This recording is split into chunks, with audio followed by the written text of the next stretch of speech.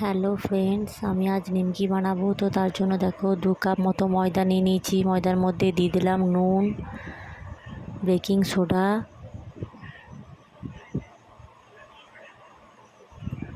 জোয়ান,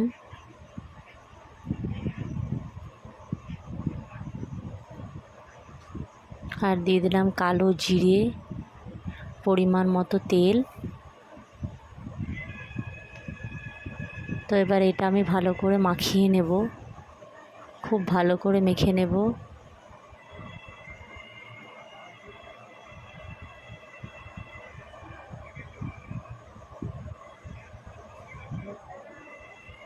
তো দেখো ভালোভাবে আমি মেখে নিয়েছি। এটা এবার আমি জল দিয়ে মেখে নেব।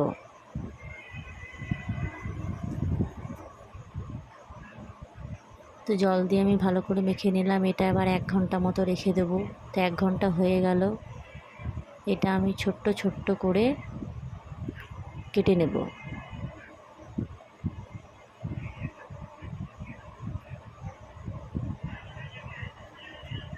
দেখো ছোট ছোট করে আমি লই করে নিয়েছি। তো এটা এবার আমি ভালো করে নিমকির মতো বেলে নেব। তো দেখো কেমনভাবে করছি।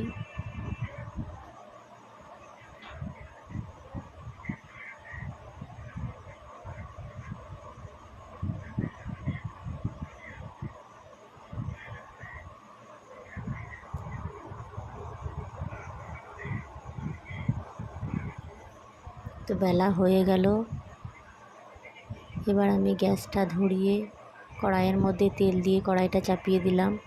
তেলটা হালকা গরম হয়ে আমি নিমকিগুলো ছেড়ে দেব। তো নিমকিগুলো ছেড়ে দিলাম। এগুলো খুব হালকা আঁচে আমি লাল লাল করে ভেজে নেব।